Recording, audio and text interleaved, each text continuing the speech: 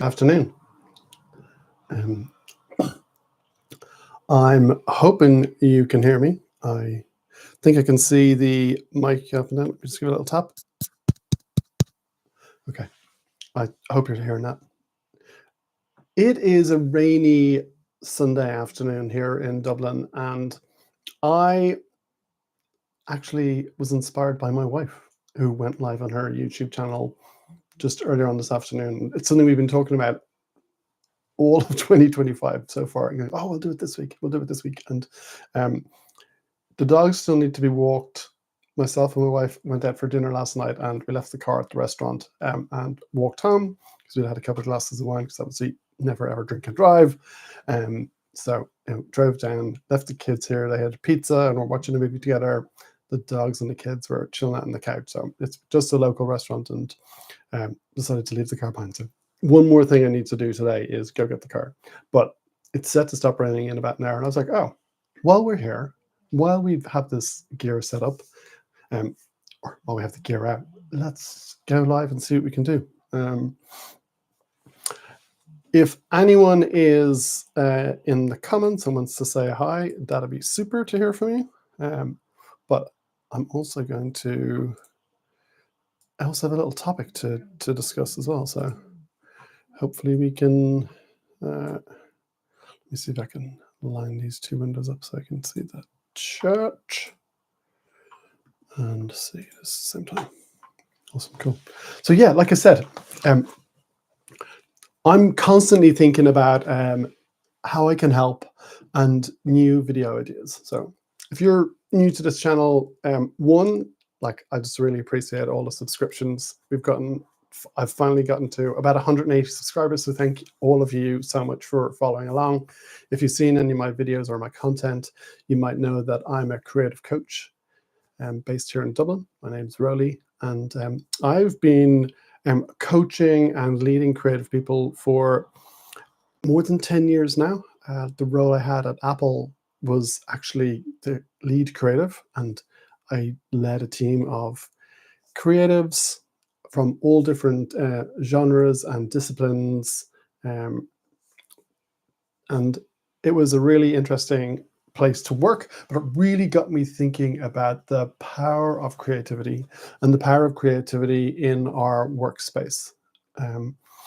I have been coaching people since then. I've also trained as a spiritual director when we were still in London, and I trained as a life and executive coach back here about 5 years ago. But even prior to developing those skills, I was coaching and guiding all the people I worked with. As a leader, I really believe in the human being that's in front of me, like the whole human being, not just the person who shows up at work. Because I don't know about you, but if you've got something going on in your life and you show up at work, it's really hard to just switch that off, unless you're severed. And if you're watching the Severance TV show on Apple TV, you'll know what I'm talking about. And it's a really intriguing idea, but it's definitely a creative and thought-provoking show to watch. But since it's this afternoon, I thought I'd make a cup of coffee and talk to you a little bit about some of the ideas of how to get more creative.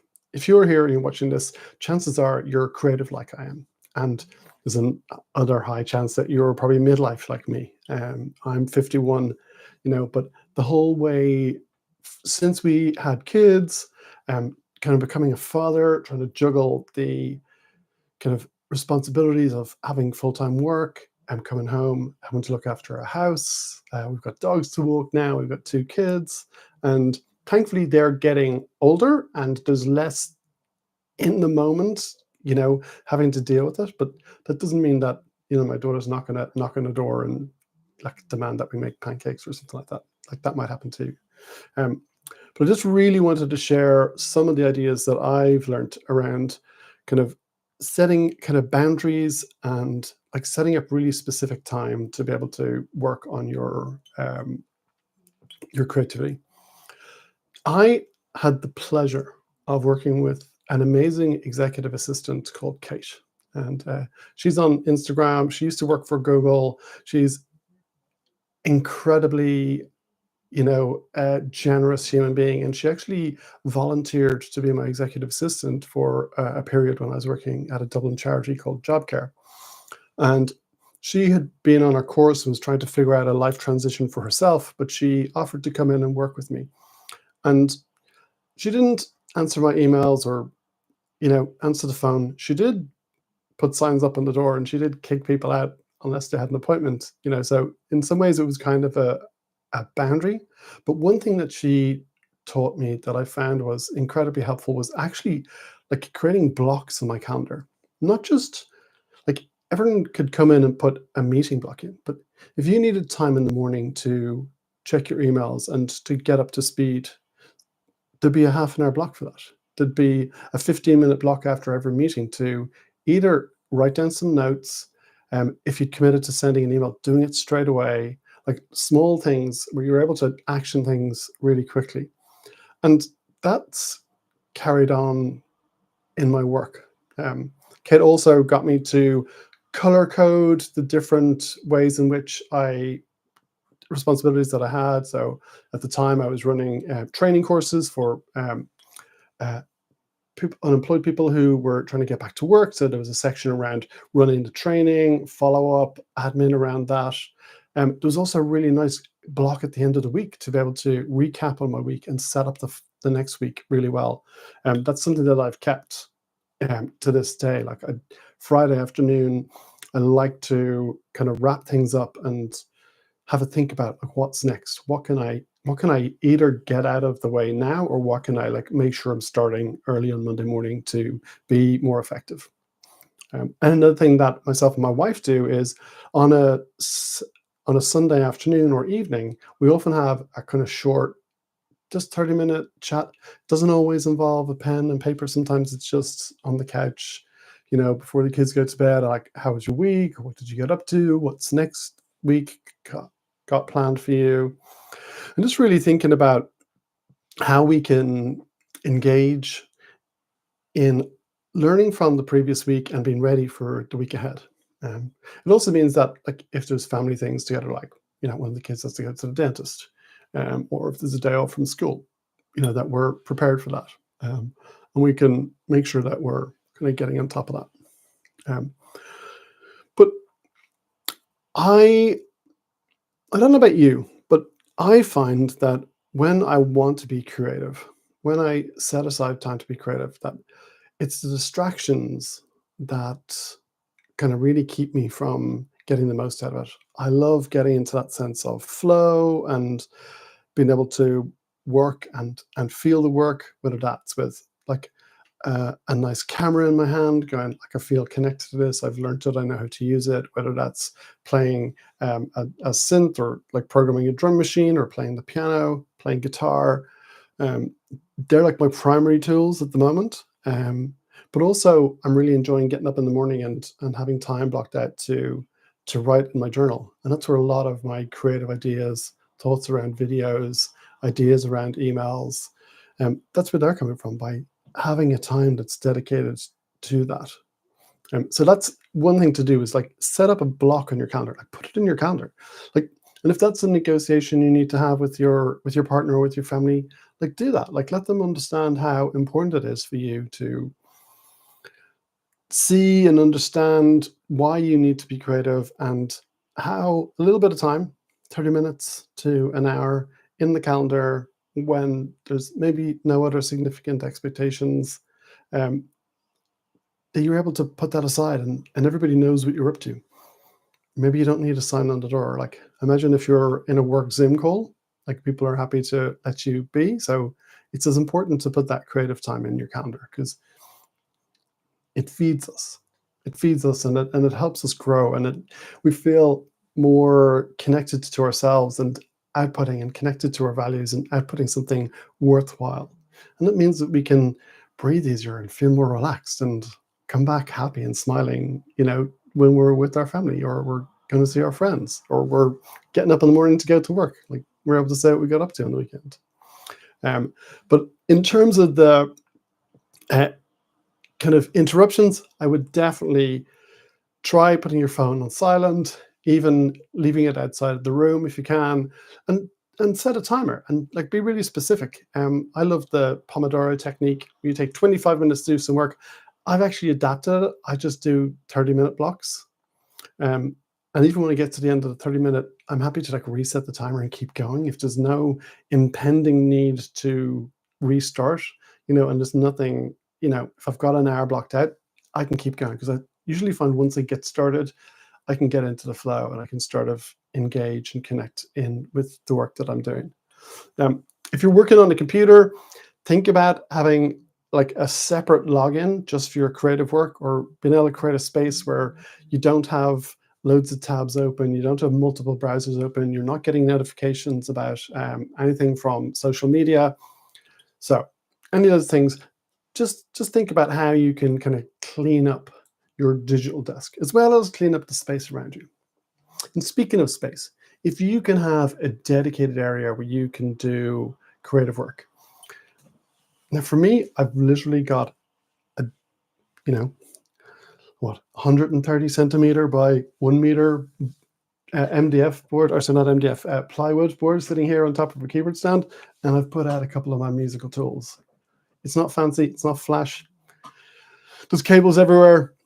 My wife, gets sweaty palms when she comes into the room. She's like, oh, how can you work here? But it's just my little creative nest where I'm able to turn around my back to the screen and just start kind of programming some sounds and, starting to make some music and sequence some things. So I really enjoy that and having a little space. I can easily take it apart, get the stuff put away if I need to. But for me, it just means I'm able to jump in and have a look at that. So have a think about somewhere physical where you can step away and be like, and if somebody was to walk past the door, they'd be like, oh, Roly's making music. Hopefully they'll be able to hear it, but they can actually see, oh, he's not working. He's not just watching YouTube videos. Like, let's leave him at it. He said he was going to do that. Let's leave him at it. I think that's really helpful. In the same way that we can set up those time blocks, I also think it's helpful to be organized beforehand, like to do a little bit of an admin. When I'm working on music, like actually having things cabled up and ready to go, having my synths and effects plugged in. This week I had to take my stereo mixer. I got a new mixer, new to me mixer. I bought it secondhand, and it's possibly 30 years old, but I've no idea when it was last serviced. So I dropped it down to Graham, who's this amazing electronical engineer who loves music gear. Was very excited to see the mixer, and he's gonna, do a bit of work to kind of clean it up and see what needs to happen. So it's off doing that. So I had to repatch some of my pieces. Not everything's plugged in, but before I got to a point where I was going to actually make some music, I was like, okay, let's patch all of these things together. So I could do that when I was a little bit more distracted, when like the door was open, I knew I had 15 minutes while I was waiting for something to cook for dinner, and it was just getting myself ready so that when I had the space to be able to close the door and focus, that I'd be able to come in and I wasn't searching for the right cable to connect something up. So it's around just setting those pieces up and, making sure that it's there and ready to go.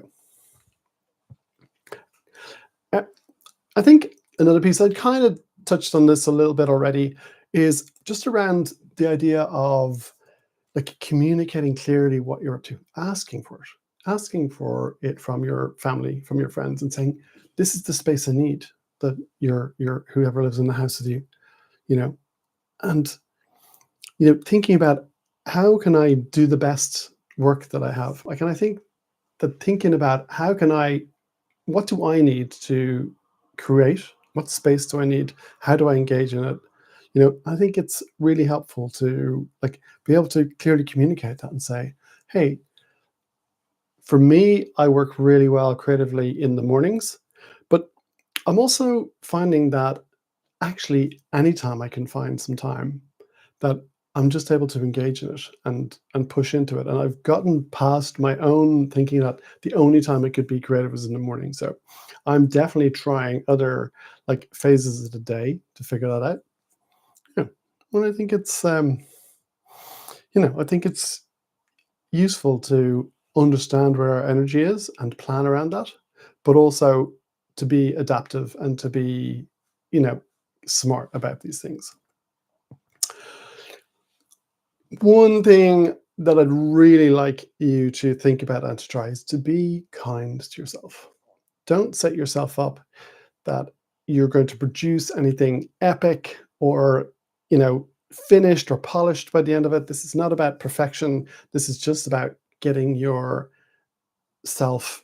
immersed in your creative work, whatever that is, whether it's taking time out of your day to kind of type a couple of pages, a couple of hundred words towards a book project, or just to get your muscles working again. Whatever that looks like, just be kind to go, I'm going to do it. Like, don't get into editing, don't get into critiquing, don't even get into re-listening to the work. I was watching a really great video with Tasha's Teaches. He's a house producer, and he was actually doing a live stream where he produced an entire song in one day. And one of the things that he does, rather than hitting play on his workstation to hear the whole song, he forces himself to export it. He uploads it to SoundCloud, and he plays it from there. And as he's playing it, because he can't edit it, he can't change it, he writes himself notes. And then when he's ready to come back to work, he has all those notes, he's thought about it, and he's able to take those notes and the timestamps where they are and go back in and make effective changes. So he's taking the creating work and the critiquing and preparing to edit work, he's taking those separately. And I think that's a really good idea. I think within small blocks of time, there isn't the time or the energy to dig in and to kind of edit and to figure out. So I would be kind to yourself and try not to do it. Try to just enjoy the work. Try to just enjoy getting into the flow. Try to not have a specific end destination. Just start. Just try starting and see what that goes. And even if you end up with a bunch of started ideas, now we'll come on to probably in another video on how we take those started ideas and fill them out into finished ideas. But I do think that getting started and having that time, regardless of the outcome, as long as you're able to engage in that, I think there's real benefit in that, real benefit in saying, I set aside this time, I've sat down to do this work, here's the energy and the investment I've put into it, and here's something at the other side. And maybe that something at the other side is just you going, I got to do something creative for myself today. And that's always going to be good, because I feel like it connects us with our values, connects us with our art, it connects us with that creativity and that flow, that muse that's outside of us. And that's always going to be a beautiful thing. So I think that's about all I have kind of on this topic. Other than just that idea to kind of recap, to figure out where's a good time for you. If that means you need to get up early or you're great at working late at night, there are two slots that I find particularly helpful. My kids are getting older and going to bed later. So then by the time they're done with their day, I'm usually totally baked and ready for bed. So I'm finding getting to bed early, sometimes before they're even asleep, and getting up early is a great slot for me. But that means I can't be noisy, and I might have to work on headphones, or I can't be recording videos, I might be editing videos. But I'm being sensitive to my energy, but also the space in which I can work, and actually how do I get things done. And importantly, this is not about being productive. It's about quality, and it's about just being innovative, and it's about connecting so that your work can be your own, so that you can make it. I was reminded of that story where a pottery professor at the start of term splits the class into two, and he tells one group, you're going to be judged purely based on the amount of pieces you make this semester. And they were sent off to go and produce that. And he set out the terms of, if you make 300 pieces, you'll get an A, or 200 pieces, or whatever it was. And he broke it down into the grades that they get purely based on the number of pieces they made. And then he set the other side of the class and told them, you're going to be judged on the quality of your work. And you only need to present one piece of work at the end of term. And you might have heard this story before. And if you have, the punchline is the fact that at the end of the semester, when the people came back and they had one piece of work, they had theorized and they had talked about it, and they had tried experiments that hadn't done very much, whereas the people who'd done the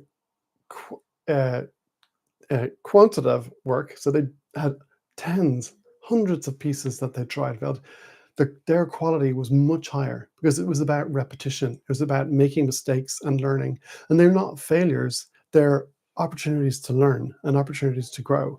And the group that didn't make all those mistakes, their work was far inferior to those who had made up to hundreds of pieces. So don't be afraid of starting tons and tons of new projects or new ideas, because they all inform each other. They inform themselves. It's building a process. It's trying and working it out. It's building muscle memory. It's learning the tools. It's getting, really productive with those stuff, and being, being on top of it. And it's really, I think that's a super helpful way. Like sometimes, I think it's even helpful to, try and pick up skills from other people. Like I will regularly listen to a reference piece of music and start to not copy it, but to learn from either the structure of the beat or the sounds of the, that have been designed to be emotive. And what does that inform me? And I often find that then takes me on a journey. Sometimes it's a foundation, but sometimes it's just a leaping off point for something completely new. So it's just another way to think about that. Anyway, looks like it stopped raining.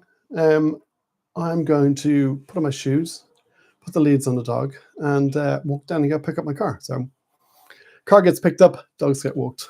All good. Anyway, let me know what you think of this live format. I'd love to hear from you. Next time we can get a bunch of you on and get your questions. Here we are at.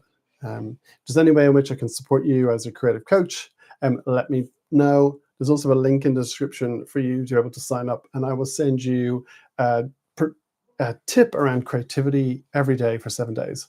It would be great to get to know you a little bit more and find out what's going on there as well. All right, I'm going to see if I can end this thing. Oh, there's a button for that. Okay, see you soon. Cheers, bye.